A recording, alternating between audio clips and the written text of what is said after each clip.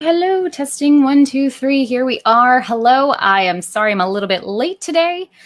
My house is without air conditioning right now, so I'm thinking that just the heat is making my brain foggy. But nonetheless, I am here with a live talking again about workflows and how you can use them in your business, how documenting the big picture workflows in your business, turning those into documentation, and overall putting that into a system like ClickUp can help you feel a little bit more sane. If you have air conditioning. If you don't have air conditioning, I guess you're kind of screwed either way.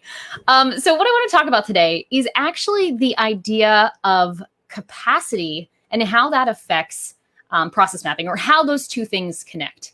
And I'm hoping this will be a valuable video, even though it's going to be a little bit different for every single person. But this is a topic I've seen come up quite a bit in the group lately, and it's something I've been thinking about a lot with my own services that I wanted to bring it up here as the group. So here we are. We have a very basic process map. We have an intake form that might be on the website. We have maybe a consult call of some kind. We have a prep assignment that we might send. I guess actually that would be, if we're not doing it automatically, you'd have to send that prep assignment manually. They have the prep assignment. You'd receive the prep, and then you'd have your call. Let's imagine this is like a one-time strategy session kind of service session. This could be a process map for an actual service. This could be your service that is your, I don't know, intensives are all the rage now. Let's just say this is your intensive offer. The way you offer a one-off consulting on whatever it is you do, web design, brand, book coaching, whatever it is, if you're having it in an intensive format, this might be what your day looks like. And I think when we're talking about process mapping a lot, and I'm guilty of it here as well, we tend to focus on isolation of this is your process. This is what you're selling. This is how your service works. And when we bundle this all up into a nice little box, yes, this is how your service works.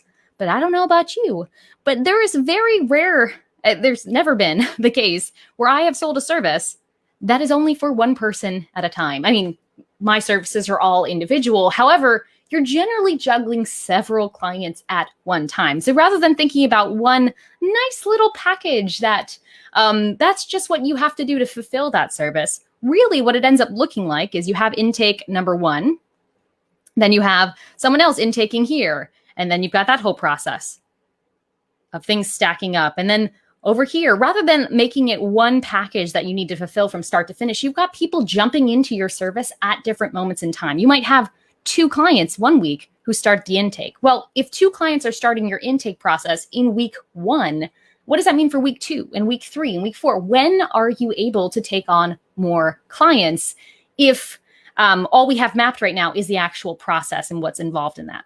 So I'm kind of going to step away from the kind of the true form of process mapping and talk about how I capacity plan around services. Normally I do this on an Excel spreadsheet. You know me, it's actually a Google sheet, but I'm going to do it on pen and paper today to try to help us visualize our capacity.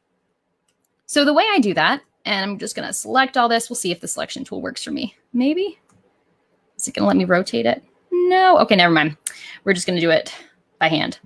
The way I like to do this is to actually figure out how much time is involved for you at each step of your process. Again, if you're joining us a little bit late here, what I'm talking about is how you can connect your process map, the service blueprint, the way you deliver your stuff, and connect that to your capacity, your availability, whether it's yourself and your team.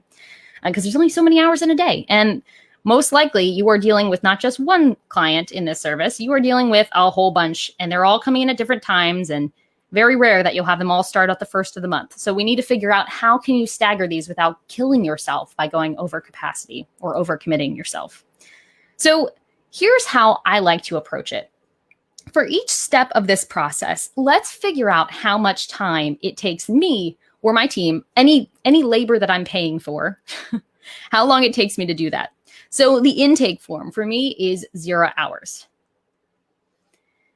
The consult call, let's say yours is 20 minutes, takes time to prep, all that. Let's say it's 1 hour because you need to prep for it. You need to recap after it. You need to keep your notes up to date, all that stuff.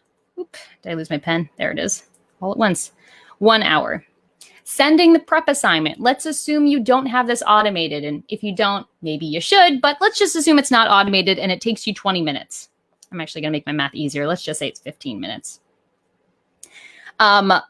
They actually do the assignment, which takes no time from you unless you have any questions that you need to answer. But let's just assume there's no questions. So it's 0 minutes. And then the actual session, which perhaps this is the end of your service. Maybe this takes you 3 hours. Maybe it's a 2-hour session. You need a half-hour wind down, wind up. Maybe you don't do too much prep. Let's just say it's 3 hours.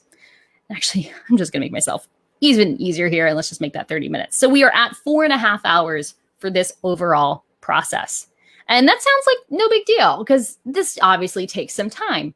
But now I want to map this out on a calendar of, how many days is between each of these steps on average in an ideal world? How quickly does this process go? What's kind of the throughput? That'll help us figure out our pacing and how many of these we can get through in a month to help us determine pricing, but also when can we start the second one or the third one or the fifth one when one kicks off. So I like to actually flip my orientation at this point and go from this way, horizontal, to vertical. You'll see why in a moment. So we're going to reorient ourselves here. And we're going to map out kind of how this process looks. So we've got intake. Let's just say day one. Day one. How do I want to do this? Actually, let's go. We're going to do a little bit of a matrix. Week 1. Week 2, this whole process would probably take about 2 weeks, but let's say week 3, we'll map a little bit further out just to let us do the whole thing. And again, if you're just joining us, I'm talking about capacity planning, and I'm doing it by pen and paper, which is a little unusual for me versus normally a spreadsheet, but I think it'll help us illustrate this in a more clear way. We'll see. See how good my handwriting is. So we've got our weeks. Each of these steps takes the amount of time I said. So if we were to stagger these about a week, and let's just give each one a color, we will put it on the calendar to see how long it takes us to get through this process for one client in a perfect world or in a normal world.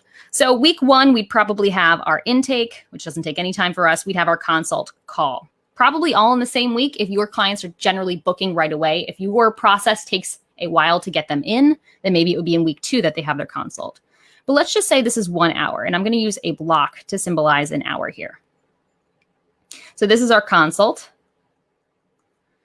Maybe you send them the prep assignment that week. So that's a half hour. And I'm drawing symbols here. Stay with me. We've got send prep. Send prep. You send them the prep. Maybe on average, it takes them about a week to get you that prep work back. And so then you know that you're going to receive the prep and be able to have the session maybe the following week. So that's a 3-hour block of time. And we're just going to block this off here. So we've got 3 hours. And this is just for one client to have the actual session. Again, this is a perfect world. Maybe your spacing is different. But what we can start doing, and I like to call this Tetris, scheduling or capacity planning Tetris, is what I'm able to pull from this is the overall shape of this service on a calendar. Imagine this was on a grid here. Our shape would look something like this. This.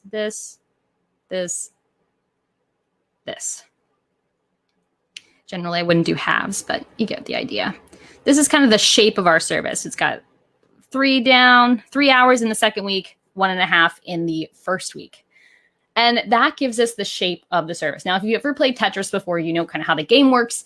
These blocks are coming down and they're in certain shapes because they're designed that way. And your job as the player of the game is to put the shapes together in a way that allows you to fit the most in the most effectively, not max out your space. So if we think about our service, each service we offer has a set process because it's productized, or at least somewhat productized in terms of how you fulfill it. Has more or less a set timeline because you know how long it generally takes.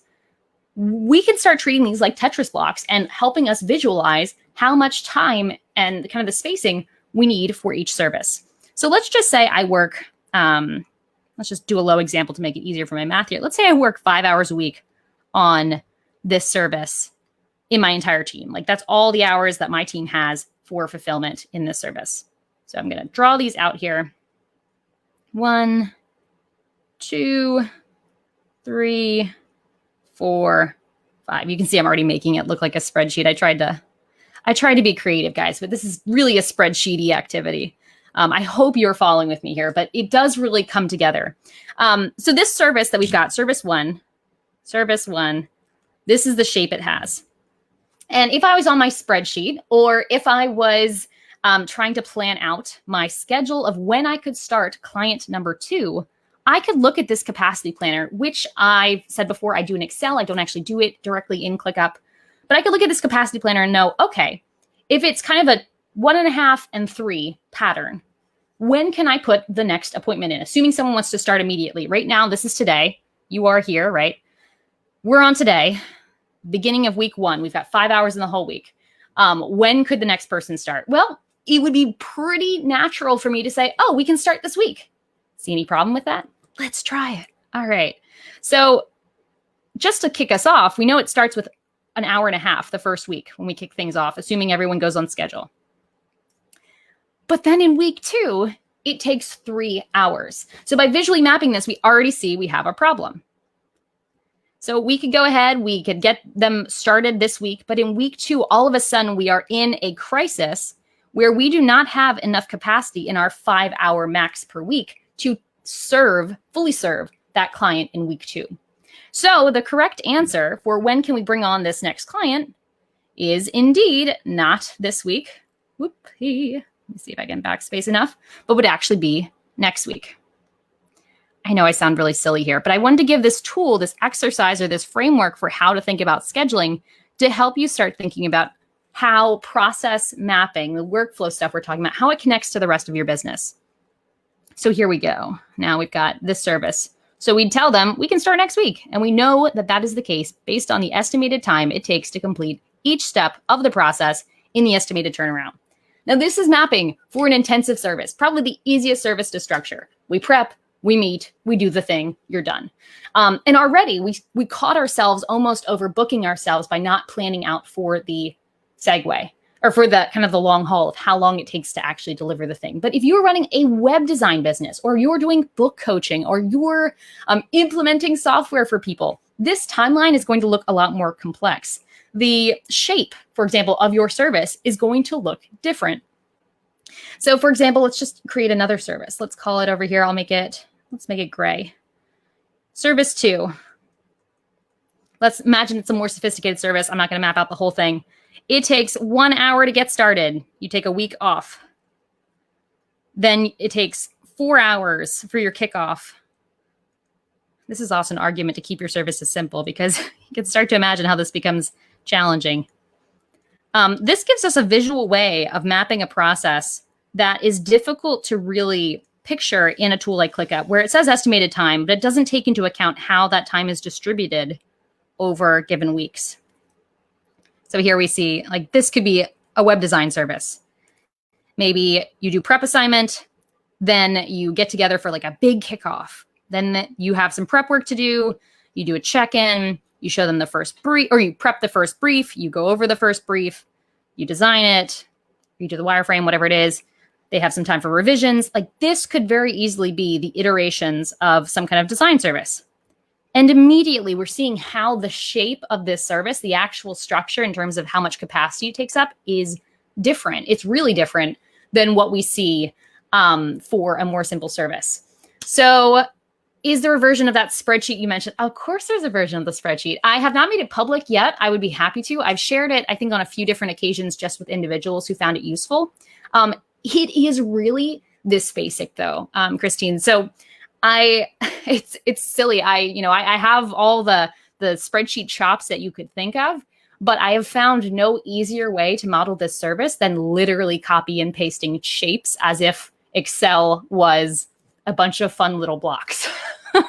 I'm waiting for the SaaS platform to come out that is able to do this. And if they do and they steal my idea, I think that'll be worth it, because I've been modeling capacity this way for a while, and I just find it so much more helpful than hours or anything that's more data oriented. So let me know if that helps.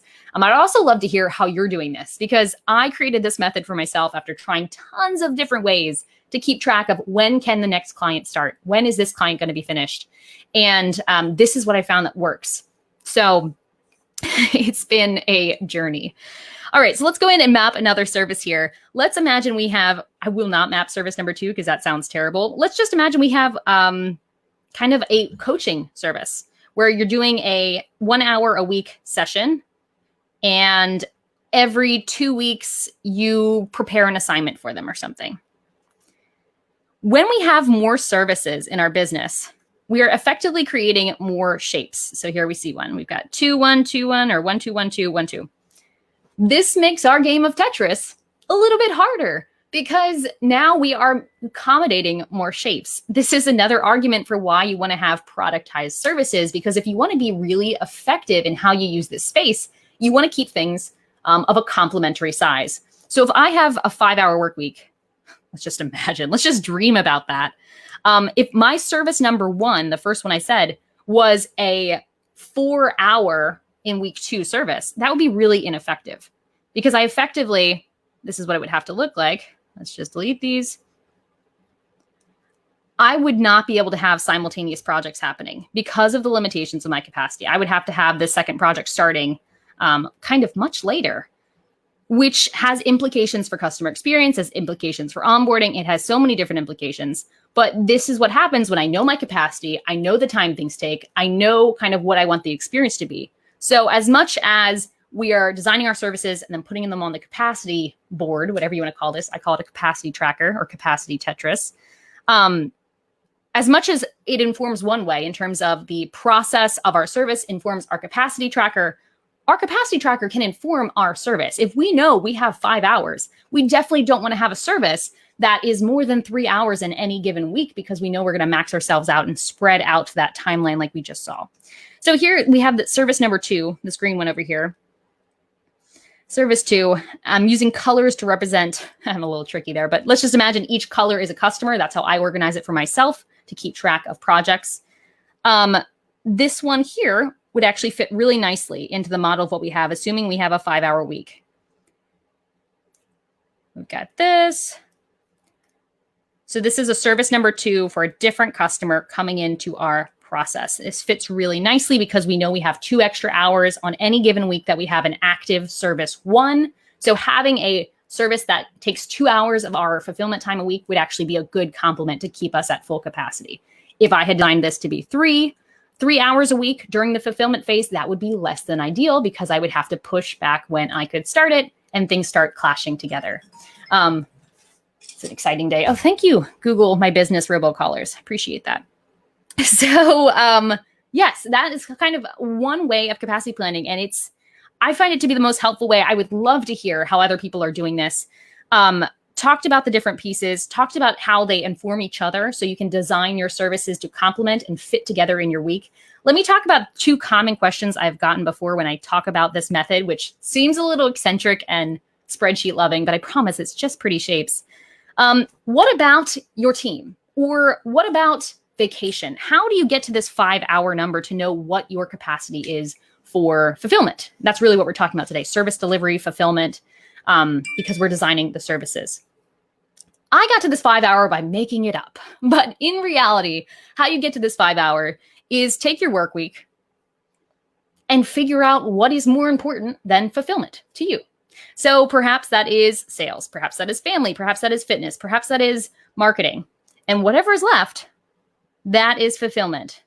The other way around than what you might be thinking about normally, rather than just saying, I have 40 hours of fulfillment available, we need to take out the more important things. And whatever is left in your week is fulfillment. If you have multiple people in your business, so say you have a subcontractor, this is kind of let's say I work 50 hours a week. And I have a contractor who just does 10 hours a week, general admin stuff. Maybe she's a virtual assistant. Oops, let's make that shape smaller to be a little bit more proportional. That's not really 20%, but you get the idea. Her capacity, she doesn't have time on any of this stuff. So sales and such, she's not doing any of that. Her time is entirely available to fulfillment. So to get my total number of hours, I would add, say I have 15 hours a week and she has 10 full hours with no interruptions. Actually, even she would have a little interruptions. Let's say 8 after meetings and email, just other stuff. When we combine those numbers, 8 plus 15, that's 23 hours of fulfillment a week that you have available. If there's a week that you have a vacation, that someone is out of the office, the way I like to track that is, again, picturing this on a spreadsheet here. Forget the usual, 23 hours is the usual. If you know that it's your birthday weekend on week 4 here, which we could put the actual date, let's say the end of July, blah, blah, blah. Each of these could have an actual date in them. You could just very simply block out those weeks based on not being available. So I quite literally block out in a dark color, usually black or gray, anytime my staff tells me that they're going to be on vacation, anytime I want to be on vacation, anytime I just feel like I need a break, I block off fulfillment time for when I need to do quarterly planning. And I know that's going to take extra time that week. Holiday, Christmas, I mean, whatever you celebrate, Hanukkah, do your thing. Whatever you need to take time off for, block off those blocks. And for those weeks, you have less availability and you schedule accordingly. This, to me, is much more powerful than putting time on your Google Calendar, because when you are looking at your Google Calendar, you are in the weeds. I mean, I've done it, and many of you probably have too, where you're on a call, they're like, when can we do our next appointment? You look at your Google Calendar, you're like, tomorrow, because back up in this example, technically you could accommodate it tomorrow. But could you actually fulfill the remaining steps of the service on the timeline you want to fulfill them if you started tomorrow? Probably not. And that's where this visual capacity Tetris, sloppy as it looks here, I really tried. It can be a really, really powerful tool. So I will share the actual spreadsheet. Let me know if you'd like that. I will polish it up and I will share the link below here if that would be helpful to you. Just leave a comment on here. And I might clean that up a little bit for you so it's a little bit less messy, but this is precisely how I schedule projects, know the pacing, know the runtime. It does not account for client time commitment because usually I don't have good measures of that. Everyone overestimates or underestimates. But for my team time, I know these blocks based on what's scheduled and also checking historical data because I do track my time. So I know on average that week 2 takes, or these 3 tasks in week 2 take this many hours. So a lot of context there, but blocking out times for holiday, forming your services, 2-way communication process, and using your historical data, using your time tracking to figure out how many blocks a service really is, not what you think it is, what it really is, will help you create these shapes, which create your services, and then just guide your business. So that's it for today. Tell me if I'm crazy, if I'm just the eccentric person who likes to use pretty shapes to distinguish what's going on in my business. But that's kind of that way I manage everything. So quick question came in, fulfillment.